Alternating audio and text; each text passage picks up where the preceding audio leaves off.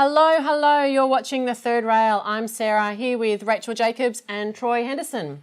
Later, Beyonce and that pregnancy announcement and the women's AFL. But first, the US-Australia alliance is it in for a rocky time as a result of that dreadful phone call between Trump and Turnbull.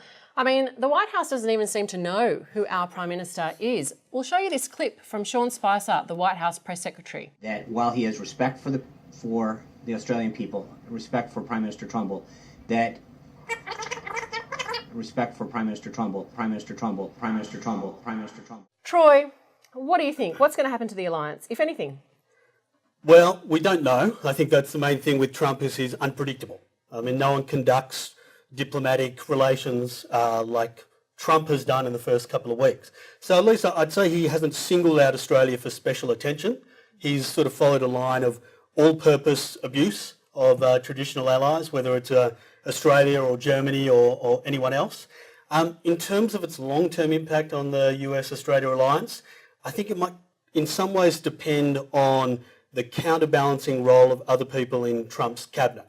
So whether it's a Secretary of Defence, the Mad Dog Mattis guy, or Rex Tillerson, the Secretary of State, whether they pursue a more sort of diplomatic and easily understandable approach to international affairs. Well, it's an interesting point. I mean, the Turnbull thing has sort of taken on a life of its own.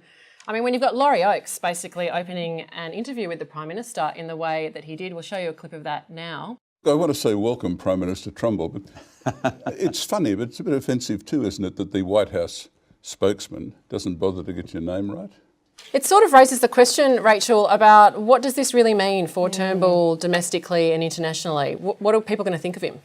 Well, I think instantly just stumbling over his name and, you know, President Turnbull, it shows how largely we feature in their domestic news and in their national psyche. If we think we're a big player, we have another thing coming. So that's the first thing. But I think Turnbull actually came off okay out of that interaction, because the amount of Twitter storm that was caused is internationally people look upon Australians as, you know, quite placid in international affairs and, you know, as cuddly as a koala. You know, why are you picking on this poor man? The truth is it is a dumb deal. And I'm not saying I'm siding with Trump on this, but we're actually talking about the movement of the world's most disadvantaged people from continent to continent. You know, in a country here that refuses to take anyone who arrived in that state. That is a dumb deal. And I think Australia deserves to be called out on it. Not by Trump and not in that way, but this is something we should talk about. It is an absolutely deplorable action. And not for Turnbull. the reasons that Trump says. Not for those reasons, but I think some international attention on this could do some good. No, I agree with you. And it makes sense from Trump's political perspective, right? He's just, you know, had his executive order to ban the nationals of 7 countries temporarily from entering the United States. And one of those countries is Iran. We know there are refugees on Manus and Nauru from Iran. So politically, at the very least, he needs to cover his own arse with his own supporters, you know, who don't think the US should be letting in Iranian nationals, putting ethics and morality completely to one side. I'd also like to defend Sean Spicer. You know, he's been ridiculed tragically, unfairly on Saturday Night Live. Oh, that was fantastic. I loved it. It was hilarious. I think he just swallowed the word Turnbull.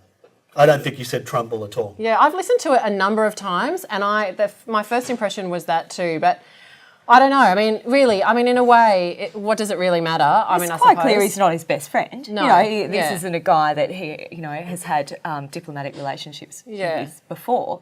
I think the danger, though, is that, you know, because Turnbull comes off looking okay, that we got a little bit bullied by Trump on a migration issue, is this is what's pulling us all to the right. You know, is that Turnbull comes off looking like a reasonable man for what is a really nasty deal. Yeah, exactly. And there's an inherent tension in what Turnbull is saying. So he's on the phone to Trump trying to persuade the guy to take these refugees. There's nothing wrong with them, no security risk. Presumably that's the sort of stuff that he's promising. And so why doesn't that apply equally, excuse me, to Australia taking them? So it's sort of this inherent tension that you can't quite explain. And I thought it was really interesting the way in which the Liberals played it. the day after. So they sort of had to sit there and deal with the consequences of the tweet, etc. And then came out and there were a number of ministers coming out and saying, well, Turnbull, he's tough. He stood his ground. He stood up to the US. And it's sort of like, seriously?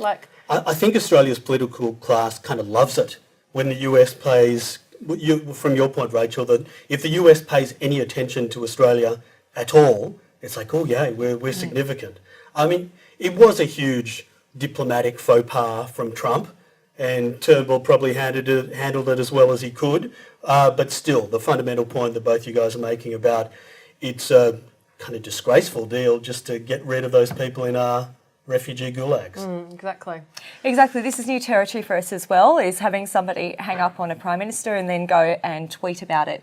Usually these things are done in secret. Usually these things are, done in this kind of underhanded way. And for there to be right there in our faces, this is Trump's territory. And so to fight him, we're going to have to fight on Twitter. Yeah, and we're going to have to use celebrity power, The Apprentice. That is his home territory. Yeah, well, you're probably right. I mean, Twitter, it's amazing how he uses Twitter. It's just, it's quite frightening in a way, and liberating also, because usually, as you say, diplomacy is done behind closed doors and you have to wait for, I don't know, a show like House of Cards or The West Wing or something to get a sense of what it might be like. Not that I'm saying that they're necessarily accurate, but otherwise you'd have no idea. Whereas he's just out there and publicising everything that he thinks and says.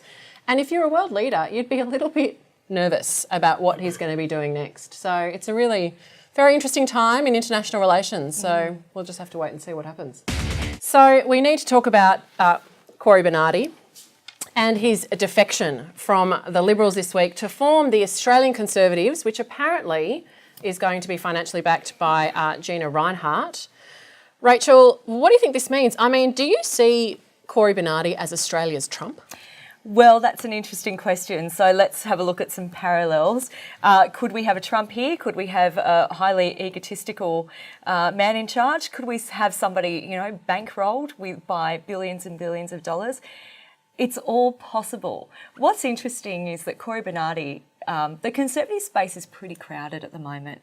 So we've got Henderson, we've got, Jackie Lambie, we've got the Australia First Party or whoever chooses to put their hand up to be, Australia's biggest xenophobe at the time, and people in the Liberal Party. It's actually a pretty crowded space. So he's choosing to, take a slice of that.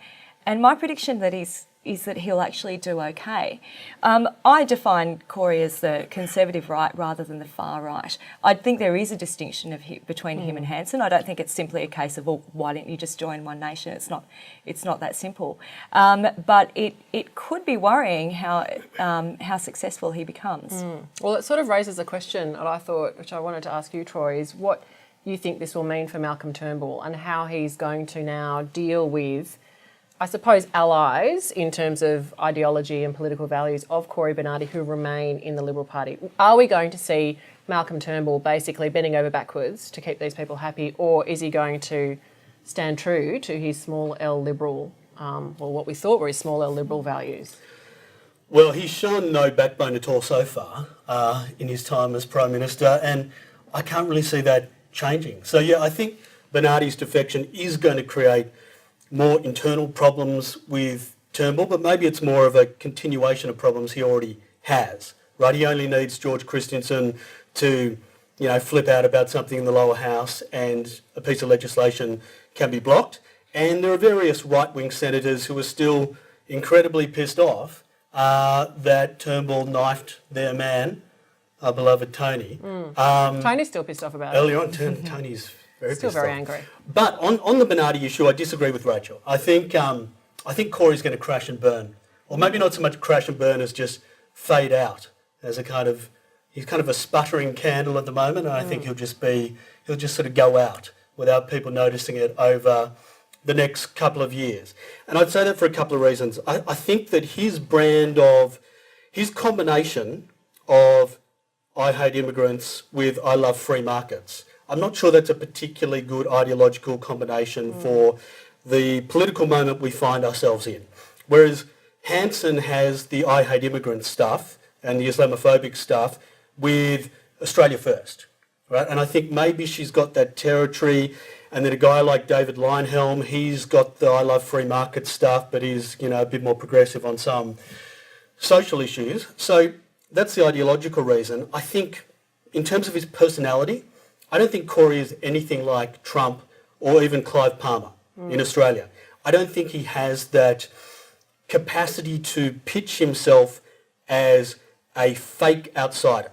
I think Trump and Clive were fake outsiders, whereas Cory is such a ideologically driven politician that when he tries to say, oh, the political class doesn't care about the voters anymore, blah, blah, blah, I speak for the common person or the silent majority, I don't think it's going to cut through. The one caveat I'd attach to that is the point you made at the beginning, and that's Gina Reinhardt. They're mates, they were hanging out together, they were meeting Trump campaign team people over in the US, and if she pumps tens of millions of dollars into Cory's movement, which has a very boring name, I have to say, maybe he'll have more staying power. Otherwise, I think when it comes around to the next full Senate election in 5 years' time, he's going to lose, and it'll be bye-bye Cory. So last weekend was the start of the AFL Women's League competition with the first match, as I understand it, was Collingwood and Carlton. I've got to confess, I'm a Sydney girl, not a Sydney Swans girl. I don't follow the AFL. In fact, I don't follow much sport at all. Sorry about that. But I thought this was a really interesting thing to talk about because we're seeing now a rise in women's sport, and something like 50,000 people attended the games last weekend, which is incredible. People were being turned away from the stadiums. So I thought it was interesting, though, that the Collingwood president, Eddie McGuire, wasn't there for the first match of the season. Rachael, what do you think about Eddie McGuire's no-show? Well, firstly, what a tremendous move for AFL and for sport in Australia. For me, I find it hugely inspiring. I am a Sydney Swans fan, but I think this might be one of the most significant moves in Australian sport, and I'm not going to say women's sport, in Australian sport, in a very long time. This is a move that's going to make every other code lift its game in regard to women. But the thing I love is that the marketing and the packaging of this league is all around empowerment and is all around the sport. It is not about sexing up these girls. It is not about, chicks playing with balls. It is, it's something I would love to take my niece to. It's something that, I think that young women would aspire to watch and want to be. So I think it's really fantastic. Now, as for where was Eddie McGuire was exactly where he belongs, at a boxing match between two has-beens. I think moves like this... That's harsh. No, Anthony Sarah, Mundine, I like him. He's a good operator. Look, I'm a Mundine fan as well. But that just shows that Eddie's actually, behind the ball on his own sport, the sport he thinks he loves. This is now a sport that's transformed to be inclusive of women. Something like 50% of AFL supporters are women. It's a sport that's trying to, capture huge, areas of diversity, such as in Indigenous leadership and things like that. And if he's sitting there at a boxing match, it just shows that he's really out of step with his own code. He can sit there with a Collingwood shirt for all I matter, for all I care. He can sit there, and still pretend that he's a leader in this sport. But the truth is, he's getting left behind. Well, Troy, you're the token male on our show today. So what do you think about this? I mean, the other thing I was going to mention was the Women's League Soccer Grand Final is on this weekend. So this is a really exciting time in women's sport. But what are your thoughts on this whole thing? Well, I agree with Rachael first that Mundine and Greener has been. Couldn't give a shit about their second money-making venture at the Adelaide Oval. And also, who cares about Eddie McGuire being there, really? I mean, he said so many obnoxious things.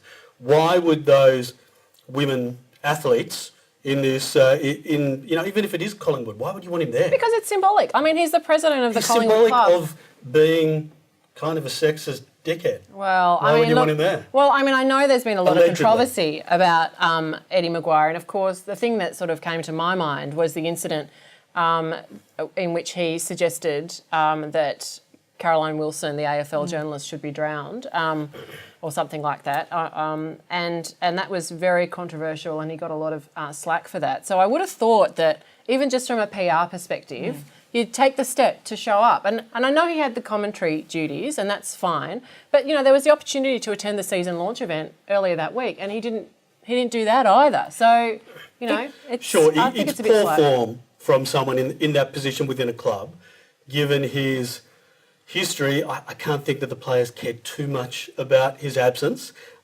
Look, in terms of the competition itself, putting aside the fact that AFL isn't a sport, I think it's great.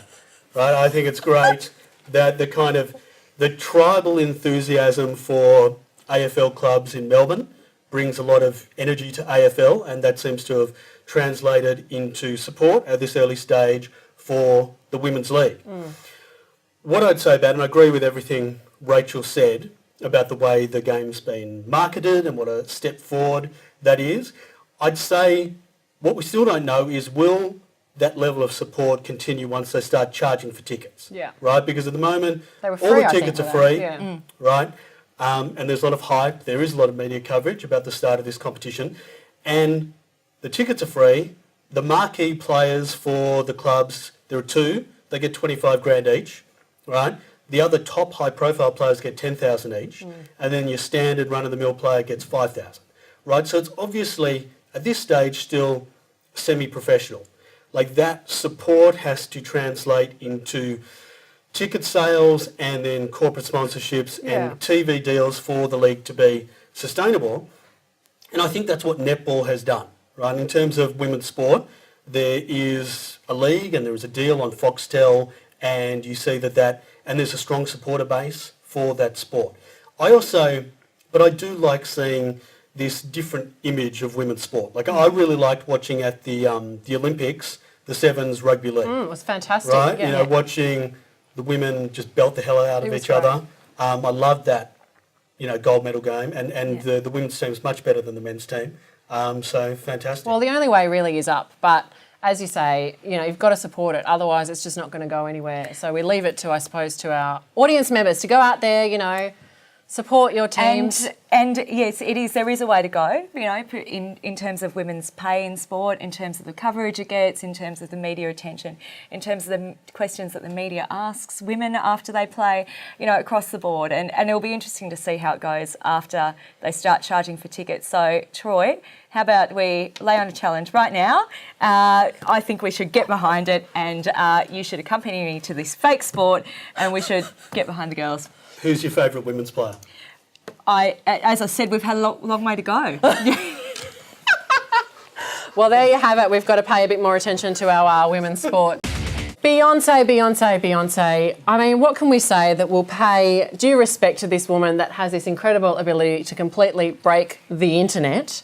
In case you missed it, Beyonce announced that she is pregnant with twins, and here is how she made the announcement. It's got like 10 million likes or something, and of course she's released afterwards the suite of photos that were taken as part of this pregnancy shoot, and they are actually really quite beautiful. I mean, Troy, what do you think about it? I mean, I have to say, my initial reaction was, oh, another celebrity, you know, more self-promotion, breaking the internet to sell something. I mean, I've changed my mind on it since looking at the whole suite of photos. Do you have any thoughts? Well, my first reaction is that I had paid no attention to it at all until you brought it up as a topic for this discussion. And I've got to say, honestly, I couldn't give a toss. Oh, come on! Right? Like, seriously, I care about if my friends and my family have kids.